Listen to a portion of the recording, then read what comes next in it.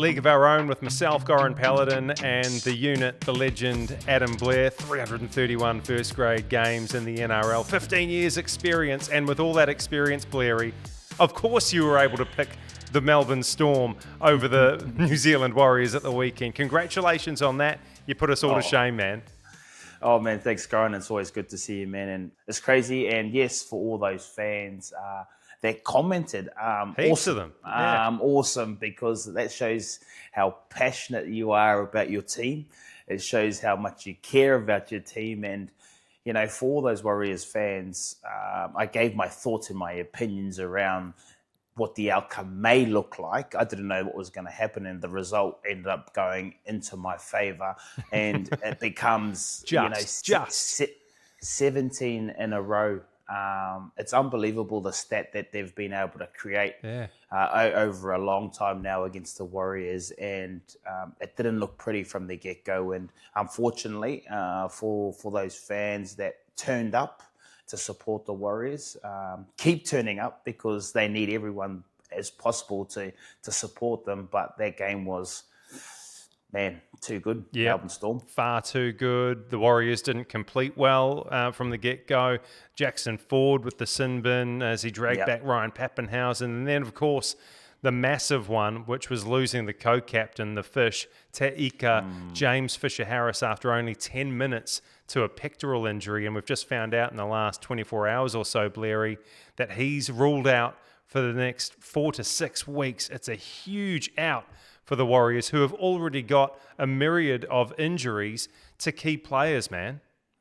Yeah, it's he's their fearless leader, their silent leader as well, and he carries so much mana about him. And again, if you watched all their social media stuff through the pre-season and the amount of, I guess, videos they put up of Fish and how much people spoke about his passion, but his commitment to the club, to the players around him, to making people better, they're definitely going to miss his leadership through just what he purely brings and delivers at training on the field, but also on the field. So he's a big loss. He's their co-captain alongside Mitch Barnett, and it's someone that they will, tend to look to when times get tough, and carries those standards that every Warrior player needs and wants to be.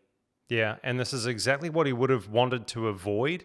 Brand new to the Warriors, with all of that experience, all that premiership winning form with the Penrith Panthers, and here we are heading into, round 7, and he's got not a long-term injury, but a short-term one, and just unable to impose his will on the Warriors themselves and the competition in a new team. And after a really, I suppose, disappointing effort in Las Vegas against the Canberra Raiders, the next few games after that, he really started to assert his dominance on the field on game day. And so the Warriors, they obviously missed that massively in Melbourne against the Storm at the weekend, and they will miss it through this tricky little period that they've got now, because the Broncos are going to come hard at them this weekend in the 30th anniversary game following a disappointing result for them against the Roosters. And with a number of other players out injured, there's a bit of a leadership void at the Warriors all of a sudden. Let's go through some of the names that are missing from this team. We've already spoken about James Fisher-Harris. What about all of the other triple bangers? DWZ, Dallin Martinez-Lesniak. You got one winger who's out, and he's not back from his wrist injury for another month or so. On the other side, Roger Tuivasa-Sheck with his hamstring injury out for about the same length of time. Chance Nickel-Klukstar, another triple banger. He's out with concussion protocols, and probably the biggest triple banger of them all, the RBD, the real big dog, Rocco Berry, out through suspension. So, okay, Rocco's only played 44 first grade games, but across the other 4 players that I've mentioned, you're looking at 754 NRL first grade games of experience out of that Warriors team, and you can't tell me that's not going to have an impact in this little stretch here, Blairy.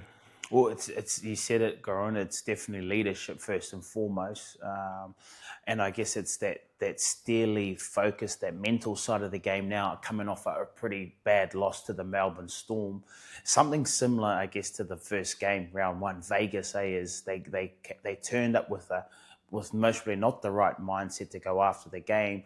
They come back after that and they turned it all around, but they had an opportunity as a collective and with your best players on the field to change that mindset and switch it over, which they did. They go into a bye and they turn up and play against the Melbourne Storm, which we all knew, everyone knew, that was going to be their biggest test, their biggest game to date, and failed to get the job done. And from there, lost a lot of their big name players or their experienced players. And unfortunately, that's the game of rugby league. It creates opportunities for others. But when you're playing against a team like the Brisbane Broncos, who have speed to burn out wide, who have athletic players all over the field. I'm not saying the Warriors aren't athletic, but they're powerful. They move the ball a lot. They've got a couple of old stayers in the halves that kicked it long to corners.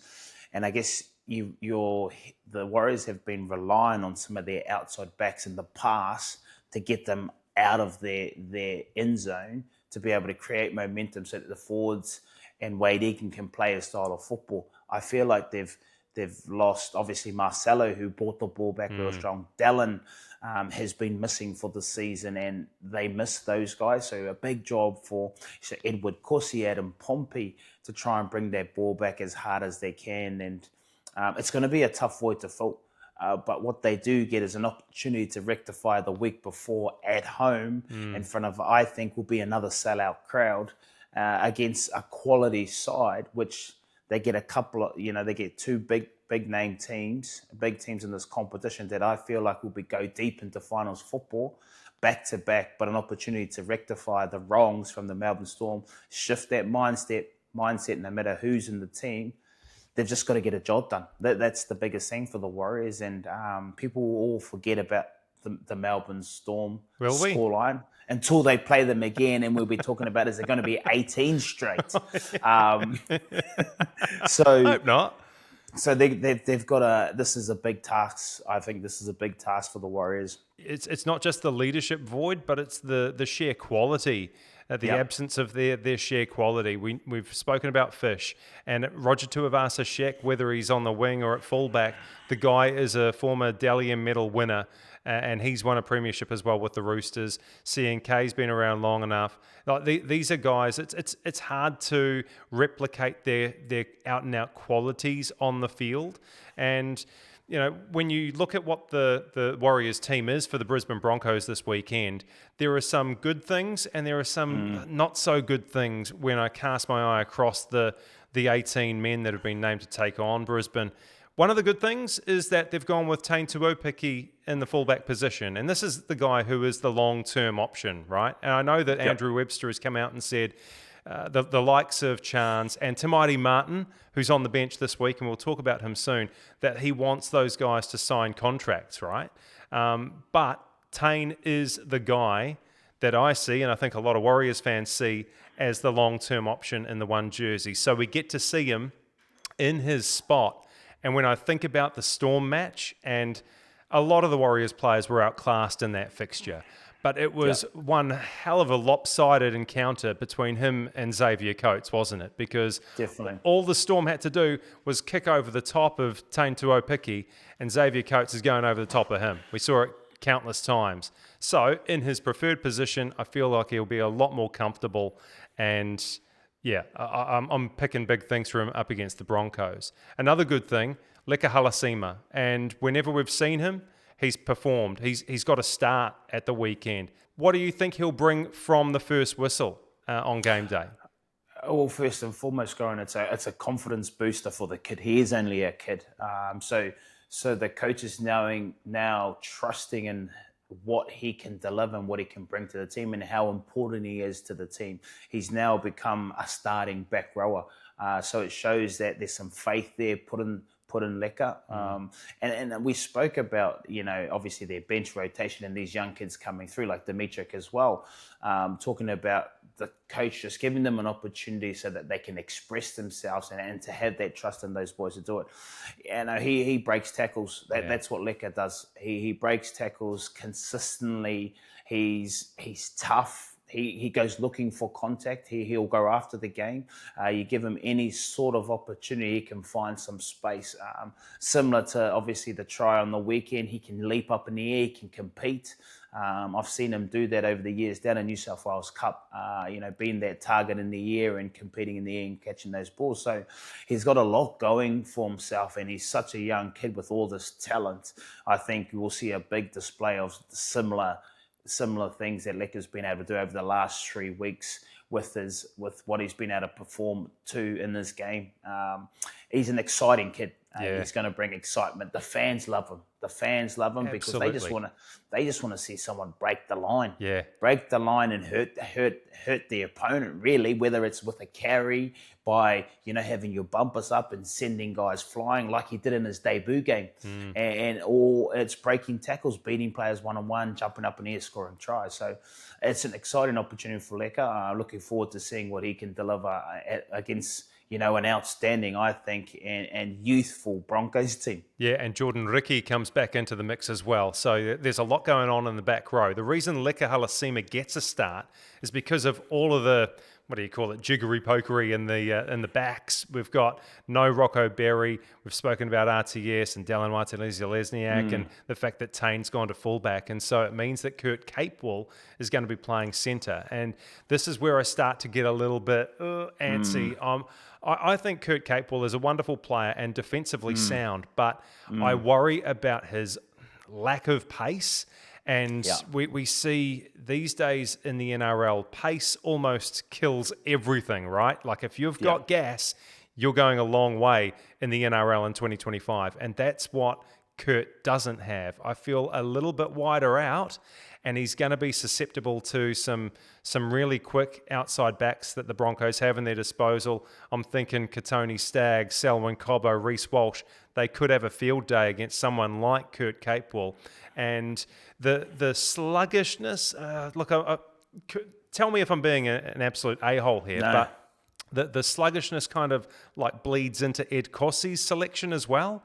Because, look, he's a big boy and he can be a damaging runner, but with that big body, he's not as agile as some of the other players are, like the RTS, Dallin Martinez-Lesniak. He doesn't have that agility. So I'm a little bit concerned about the makeup of those outside backs. How do you feel about it, man? Yeah, I think if you marry them up and you check out the opposition, you got Shibazaki one in the centres, you've got Katoni Staggs, you've got Selwyn Cobbo, Reece Walsh at the back, and then you've got Jesse Arthurs. Yeah, Jesse, All I think very fast, athletic, explosive players. You said it. He's getting a little bit older. Yes, I understand he's played at the highest level, Origin in the centres. He's done a job there as well. But as the years get on, our legs and our mind don't marry up at times. And try being in your mid-40s, man. I can barely move or think. and I think, and I've never defended there, I think from my time watching the game at the moment, understanding the positions of a centre and what they need to do, one of the hardest positions in rugby league to defend, because there's a lot of decisions made around you. You can get beaten on inside shuttles, you can get beaten on the outside just for pure speed. So, if you've got an inexperienced centre with an inexperienced winger that hasn't had consistency in the game at that high level, then we talk about, I guess, lack of reps, lack of communication. Then you start solving things on your own. So if they haven't had the reps together, and I'm not saying 1 week is doing reps together, there's more than 1 week that you need to do to understand your specific roles and details in a center and a wing position that makes reps together. It doesn't mean just because you did it 1 week together that you're going to get it right. So it's going to be a tough ask for Kurt Capewell out wide. Again, his experience, hopefully his knowledge, he might take a few little, I guess, he might get up higher than normal so that they see him and he doesn't have to make too many decisions. There's going to have to be ways within the system that Kurt Catewell is going to have to defend some of those centres of the Brisbane Broncos, because they will ask questions all day. You've got one of the, if not the smartest sevens in the competition, and Adam Reynolds directing that side around. And if you think you're going to have a time off sitting out wider, we'll think again, because Adam Reynolds got everything going for him at the moment, between, chip chasing for himself, kicking to the corners, weaving cutout balls to his centres. So I think that makes me nervous if I'm a fan watching the Warriors and that selection, purely because of the reps not being done, and also the inexperience up against some of these kids that are purely just strong and fast and athletic. And I'd be nervous if I'm a fan. The thing that makes me most nervous, and it's nearly always where rugby league matches are determined, the battle of the middle, going into it without James Fisher-Harris, and on the other side of the park, you've got Carrigan, but the absolute weapon in Payne Haas. He does everything well. And to not have Fish going one-on-one with him, I don't know if the Warriors' middle rotation and propping stocks can actually contain him sufficiently. We saw that the Roosters managed to do a relatively decent job, but I think you need to just accept the fact that if you're coming up against Payne Haas, he is ultimately going to make meters, and he's going to make a lot of post-contact meters. Do you think that with what the Warriors have in the middle of the park, they're going to satisfactorily take care of Payne Haas and company? Oh, he's an absolute weapon and a beast of a man. When it comes to playing, he can play 80 minutes. He can, make 200 meters plus. He's got a passing game. He can skip across defenders, get to a half. He's got everything, man. He's got everything and then some. I actually haven't seen him kick a ball yet, Goran. So I don't know if he's got everything. So he is human after all. But he challenge to Payne Haas this weekend. I want to see him kick a ball. I reckon he'll listen in and hear that too. Put a little grubber in Payne. That'll be awesome. A grubber or a chip kick, whatever. We're not fussy. Let's see something off the boot. Yeah, I just think he's going to be challenging not only in the middle of the park, but your edges as well. I've seen him plenty of times this year already skip across the field and get to halfbacks and make better. So Luke Metcalf's going to have an opportunity to tackle him. He's going to make meters. Like you said, he's definitely going to make 200 meters. It's how much you want to minimize the impact that he has in the game. But when you put your focus into him, you got someone like Paddy Carrigan that does exactly the same amount of work, that gets for a lot of work. And then you got some workers around those boys that can get a job done too. So a massive ask for the whole Warriors team, I think, come this weekend's game. But, I guess if you look at what the Roosters did to the Brisbane Broncos, take a leaf out of their book, go after these young bulls and put it on them. That's the only way you're going to be able to compete with the Brisbane Broncos young bulls is to face them head first and go after the game. I've seen, last week, Spencer Leniu. He was fiery. He was going after outside backs. He was getting stuck in. He was going after journos or former players. Well, going after those fellas as well. So he had a bit of a target on all those middle forwards, because I feel like if you allow them to play football, the Brisbane Broncos, and like any other team, but especially the Brisbane Broncos, with their athleticism that they have through their middle of the park, they will have a field day. So the Warriors middle, the Warriors edges, because everyone's going to have a chance of tackling him, no doubt. Winger might even get a chance, and even Tane, if he breaks the line, which you hope he doesn't, but you're going to have to close your eyes. You're going to have to close your eyes and hope for the best and just try and do your best job with him, bro. Yeah. That's just how it's going to be. So a tough ask, but it can be done. It can be done because the evidence is the proof's in the pudding. The Roosters went after them, and you could say that they're most probably, if not the team that's under the most, I guess, inexperienced team on the field. So they've got a job to do, the Warriors. Yeah, and one of the things where they could have success is targeting some of those young weapons out back. I'm talking about the former Warrior himself, Reece Lightning, Mr. Walsh, and also Selwyn Cobbo, because those two guys, while when they get the ball, they can light up the room. They can also produce an error. Between the two of them, I think Reece Walsh actually leads errors for the NRL through 6 rounds, and Selwyn Cobbo is not too far behind him. Between the two of them, they've combined for 25 errors, can you believe, in the first 6 rounds of the competition. So these are a couple of guys who, if you get under their skin, if you get up in their grill and you put them under some serious pressure, they will likely fold. Yep, we know how good they can be and carve up an opposition, and Selwyn Cobbo can go 90 metres and score a try. But if you play it right and you get up in their faces, they could melt. Oh, I've got a tip because, like you said, Andrew Webster listens to our podcast. Of course he does. Yeah. Of course, because he's heard some of our comments before. So I've got a tip. I think when you play someone like Reece Walsh, to take him out of the game, you have to actually go after him. A good way of doing that, Goran, get the ball up high, make him actually catch the ball. As soon as he catches him, land on him. And do that consistently for 80 minutes, because he won't want to come off the line anytime if you just, as soon as he catches it, smacking him every time on the ground, making it a tough night for him to actually want to be out there and playing footy. Because if you watch Reece Walsh, he's not a play one carry. He may not even be play 2. He likes all the pretty stuff. He likes waiting for a quick play of the ball, and then he starts attacking. So I think if the Warriors are a chance of minimising some of the impact of this Broncos team, you can start first and foremost by taking away Reece Walsh's time to have that footy in his hand, which I just gave you a little bit of a tip. Listening, Webby? There it is, mate.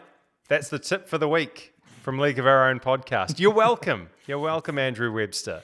Let's talk about his bench, because Tamati Martin is a guy who nearly always gets airtime. We talk about him often. We wonder why he hasn't been selected. And is it to do with the fact that he isn't contracted beyond 2025? We don't really know. Until Andrew Webster comes on the podcast, we can't really find out. But he's in the selection mix, and I'm very eager to find out how he's going to be utilised. You and I, we believe that if he is in the mix, when you bring him on in the halves alongside Metcalf, and then Chanel becomes that lock position, right? Because he's got the ability, much like a Tohu Harris, to be tough, but also do that ball playing job.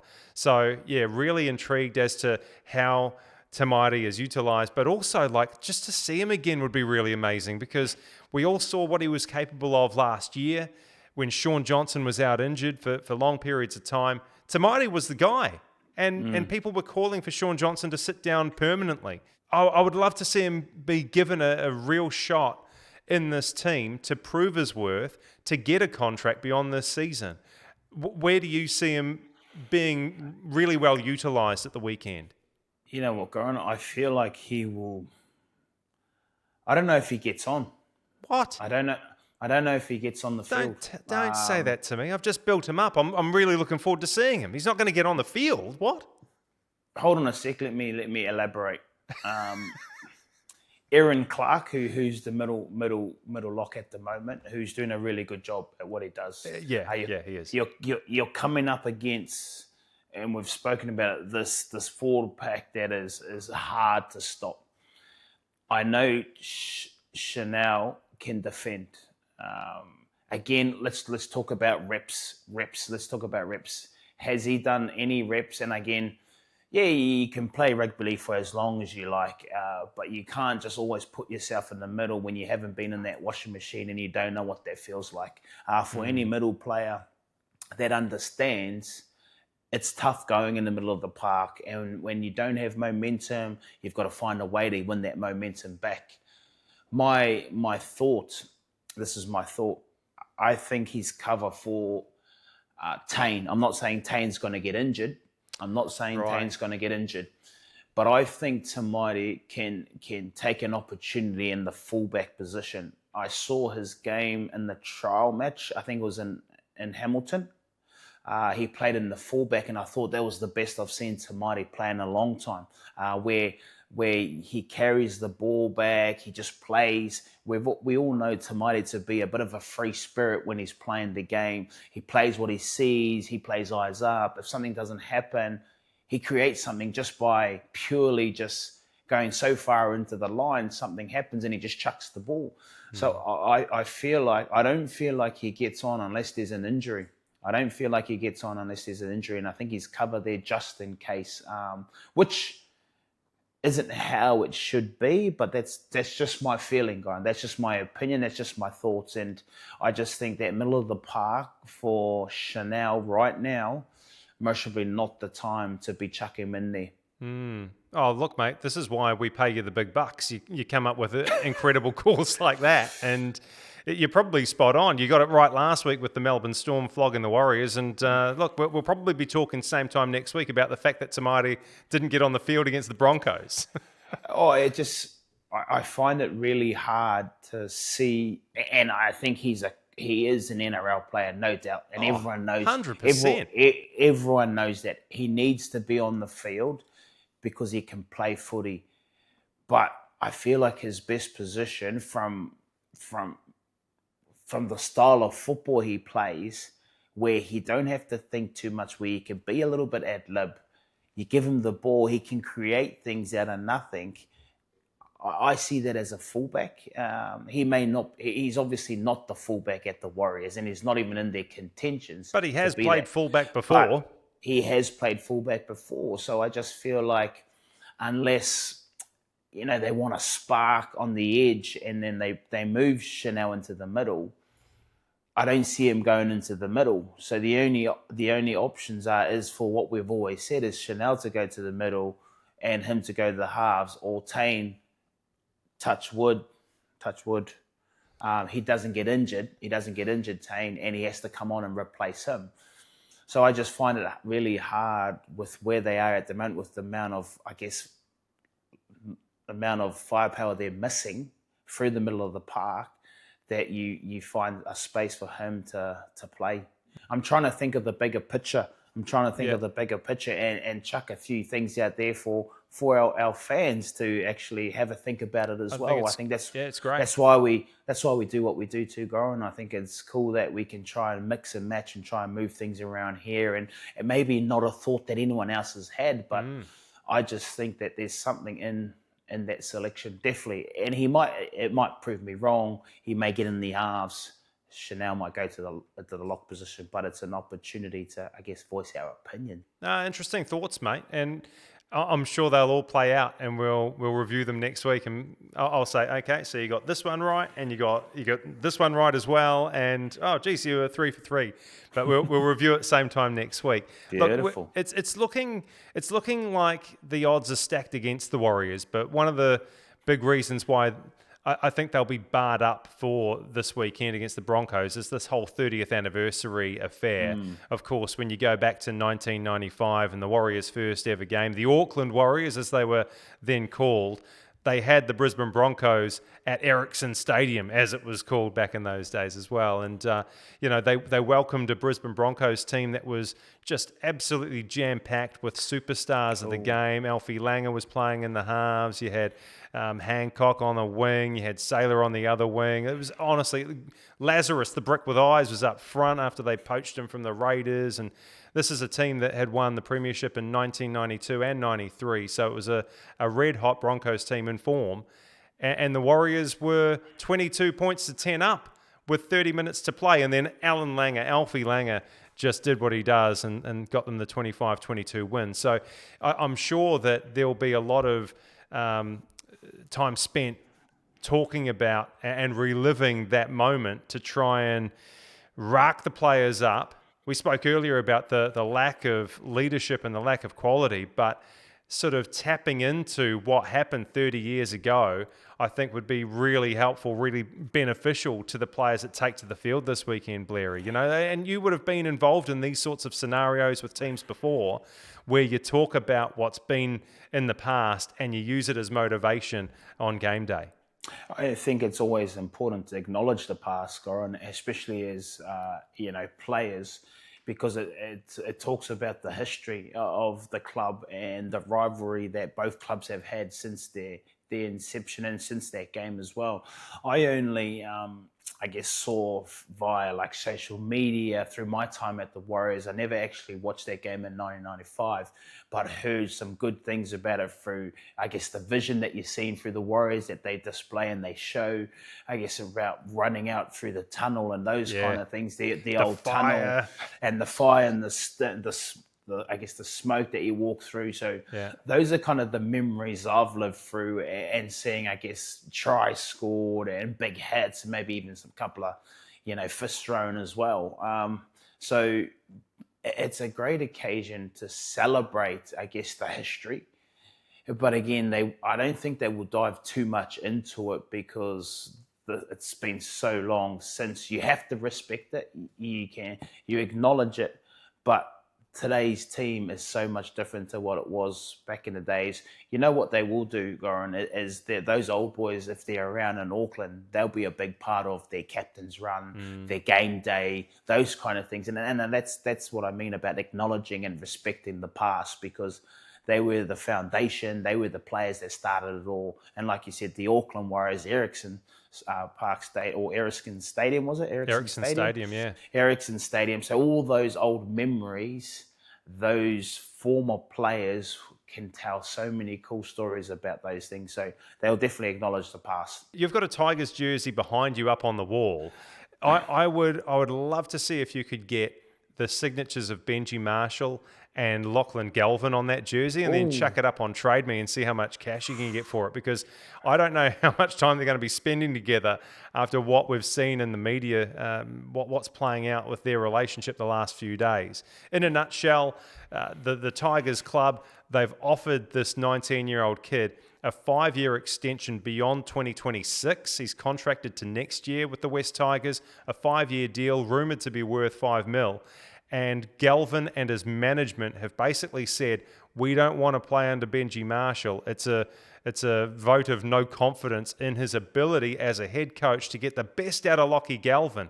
I'm thinking, and I'm sure you're going to have your thoughts about this, Blairy, and I look forward to hearing them, but on the face value, surface here, I can't think why Lachie Galvin would want to get away from the Tigers and away from Benji Marshall. Yes, Benji is early in his head coach career, but I'm seeing the Tigers turn a corner. And we've mentioned this before. I know if I was a creative half, I would love the opportunity to learn from Benji Marshall. And not just that, play alongside Jarome Luai, who's won 4 straight premierships with Penrith. I don't understand what's going on here. And surely Benji isn't that bad of a coach. Man, firstly, what a kick in the guts as a 100%. Coach. But also even worse, Goran, what a kick in the guts to your teammates, hey? Because you've got one of your teammates not wanting to be at the club again. You know what I mean? Not wanting to be there. So with our game, what I do respect of what Benji Marshall has done. He's left him out of the team. He's left him out of the team, and you won't see him playing NRL, I don't think, for the Tigers for the rest of the year. Wow. For the rest of the year? You reckon he's done for the year? Well, all reports, these are just reports, I don't report them, that the senior players have come to Benji Marshall and said that we don't want to play with them. Yeah, the likes of Uppy and Jarome Luai have gone to him, right, and said, that we need this guy out of the team. See, I thought it was for this weekend, like get the distraction out of the way for this weekend, but you reckon it's for the rest of the year? Well, why would your senior player come and say we don't want to play with him, and then next week go, oh no, we'll play with them? Well, you're just adding more headlines to already the headlines that the West Tigers already create since who knows when, for a long time now, Grant. How is this any different though? Maybe it's the personal attack which makes it different, but I'll ask the question anyway. How is it any different to any other player wanting away from a club? So, like, in previous weeks, we've spoken about Dylan Brown and how the Eels should just play him because he's the best 6 at the club. It doesn't matter that he's walked away from a long-term deal. He's going to the Knights. You play him anyway. So how does this situation differ to the point where Lachlan Galvin gets left out of the Tigers? Well, he's firstly, he's made it public. He's made it public that he doesn't want to be at the club. He's made it public. So normally players, they decide to go to another club. Maybe it's because of the coach, but they don't come out publicly and say it and slag say them off. That's what it is. You know what I mean? So most of the time it's for a better opportunity where it's money. But even if it was because of the coach, I don't know if I've heard another player in the game come out and say, I don't want to, I'm not going to be at the West Tigers because I'm not going to get what I need to be the best player I can from the coach. It's brutal, eh? So he's made a stance and now he's going to have to live with it. But also the club's made a stance and the players around him, because I would, you know what I mean? Like, if I was to go out and play on the field, I want to know that my brothers left and right of me are there for me. So when I make a missed tackle, my mate next to me helps me and covers my butt. And I suppose most importantly, believes what is being fed down from the coach. Yeah. Actually believes what that guy is telling you. I would think that if he played, he would still be the same player for the club. I think he'd still be the same player. But he's now lost trust and faith from his teammates and now his coach because of what he's come out and said publicly. The Tigers don't need any more media than what they already get. Every single year they've been, since Benji's turned up and even before then, they have been going and dragging themselves through the dirt, through the media, their recruitment of the past. And Benji Marshall's finally got the players he needs to get them to where he thinks they can be. And they're in the top 8. Yeah. They're in the top 8. They're playing decent football. They look like they're a team of, one team that are playing for each other. They're playing a style of football that they're enjoying. It's a Benji Marshall style of football. It's a Benji Marshall team. And I don't understand why he would want to make it so public that now he's got everyone off him. Because I think he's a great talent, no doubt. No doubt he's a great talent. And again, if I'm looking at the difference of style of football between both of these players, a Benji Marshall style of football and the player Benji Marshall to the coach, it's been pretty similar. The style of football the West Tigers play is a style of football that Benji Marshall used to play back in the day. Play what's in front of you, right? He plays what's in front. Structure, essentially. They move players underneath. They drop them back. They look up. They see spots over there. They pass it over there. They put a kick through. Up is coming out of dummy half and being real creative, sometimes running the wrong way, but then flicks the ball to somewhere else and someone else creates a spot. Lachlan Galvin, I think, can play that ad-lib style of football, but I think for where he may think himself with the football a footballer he wants to play, maybe more of a structured style of football, a coach that can really develop and hone into, the game cycle and how a 6 should be playing, or if he's a 7, or how he should be guiding a team and kicking long into the corners. He can play an ad-lib style of football. We've seen that. He's got a nice little short kicking game. He's a tough defender. He's a big body. He's got a lot going for him, but maybe it's not the club or the coaching style that suits him as a player where he sees himself in the future. Yeah, but the teams that he's rumoured to be going to, it doesn't quite compute. So in the mix, allegedly, are the Parramatta Eels, who have started so badly under Jason Riles. I don't know if that's an attractive option. Yeah, he has an affinity with the club because he was a junior there at one point, Lachlan Galvin, and maybe he wants to head back home. But in terms of coaching and getting the best out of you, I don't know if that's very attractive at the moment. Another one, Seagulls, Anthony Seibold. Is he going to get the best out of him?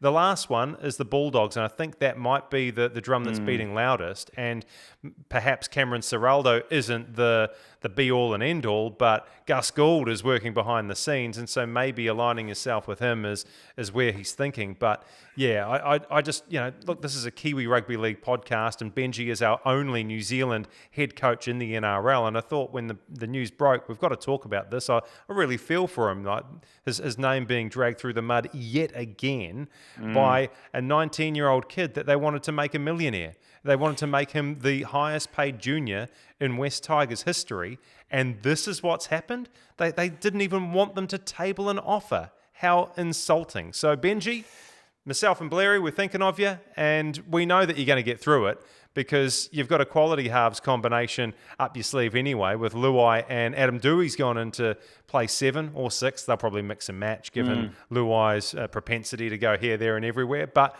look, that's pretty good. And they've got a Fainu up their sleeve as well. So it's not like they're going to be, searching in their pockets going, oh, geez, we don't have a half. So, yeah, maybe Lachlan Galvin's future, his short-term future, Blairy, is sitting on the pine or playing in the lower grades, and so be it. All right, Blairy, time for Betcha This Happens for round 7. I don't even want to talk about last week. Once again, we were out after the first match. Overall, we picked 4 from 8, but just nowhere near good enough. So hoping for a lot better than what we've been putting down. So let's get into it. Betcha This Happens for round number 7. I'm picking the Manly Seagulls to bounce back. They've had a couple of rough weeks, but I think being back at Brookie on a Thursday against the Dragons might just be the tonic they need. Bulldogs and Rabbits in front of how many people? Oh, they're estimating about 70,000. Good Friday, man. It's going to be an awesome atmosphere. If I was living in Sydney, I'd just go just to be a part of the atmosphere, man. This weekend in Australia is Easter weekend, man, and the footy is going to be packed out. And this game, with way the Bulldogs have been travelling, yes, they've come off a bye. They've won every game this year so far. The only team unbeaten. They don't look like falling over up against a Wayne Bennett South Sydney team who, you can't write off with the talent that they have in their team, but the fans will get amongst this one. It's a long weekend, so it's exciting. This one will be big. And it's Easter weekend, which is all about rabbits, and we've got the Rabbitohs, right? It's their weekend to perform. They've got Cody Walker back in the halves, but I'm thinking it's going to be the Bulldogs. They've got Matt Burton in that powerful boot. I'm sure he'll launch a few into the night sky as well. So Bulldogs to win against the Bunnies. Storm over the Dolphins. It's almost a no-brainer given what they've been doing recently. I'm thinking the Broncos will be too strong at Mount Smart and will beat the Warriors. As we mentioned earlier, just the lack of leadership, the lack of quality, those guys, what was it, 754 first grade games between James Fisher-Harris, Charles Nuka-Klukstad, Roger Tuivasa-Sheck, Dallin Wataniza-Lesniak. So the Broncos will win that one. I think the Penrith Panthers lose again and the Roosters win. They've already played this season, Blairy, and how did that one go? They beat the premiership winners. Exactly. So, I sat on the couch as the Panthers lost last weekend, and I felt so sorry for the Iceman, Isaiah Papali'i. He must think he's cursed, man, because he went from the Tigers, where couldn't catch a cold, right? They won spoon after spoon after spoon. And then he goes to the Panthers, and the assumption from us is that as soon as he goes to Penrith, he's going to be winning premierships. And here they are. They've won one game, and they're on the back of a 5-match losing streak. That's tough, man. It's hard to believe, although it's not. You know what I mean? Like, they've lost so much strike power over the last 4 or 5 years through their finals that everyone's just picking out their best players, their best kids, and taking it all away from them. They're running low on stocks at Penrith out west because of every other club stealing a lot of their kids. You talk about the Iceman, Ice Papali'i.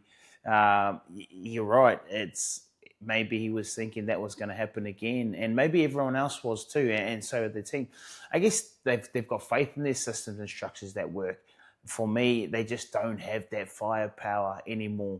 They're losing a lot of their best players, and I know Cleary's the man. I know Maire Martin's just as good.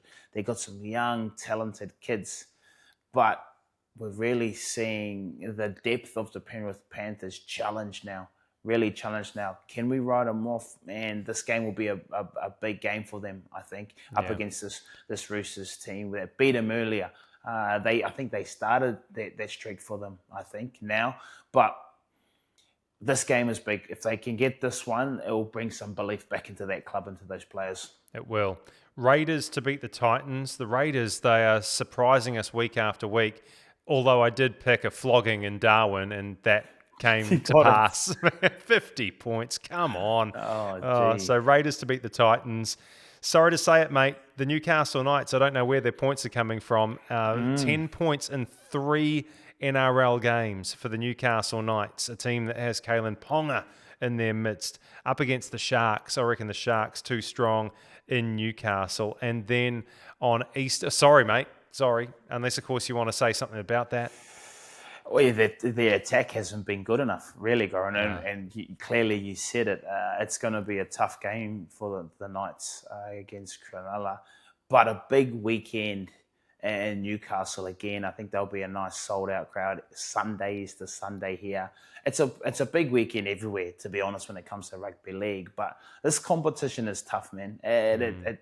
It's not for the faint-hearted. You've got to turn up with the right attitude every single day, but also every single game. And they'll definitely find out who they are come Sunday against this Cronulla Sharks team, who I think will be playing finals football this year. And it'll be a good way to show the competition, or show themselves first and foremost, Newcastle Knights, that they can get this done. And then we go to Easter Monday at CommBank Stadium, the now annual fixture between the Tigers and the Eels, where I'm picking the Parramatta Eels. I can't believe I'm saying that. That completes the 8-leg multi, paying $40.17 for Betcha. This happens for round 7. But let's briefly talk about why I would insanely pick the Eels on the back of a flogging in Darwin by 50 points.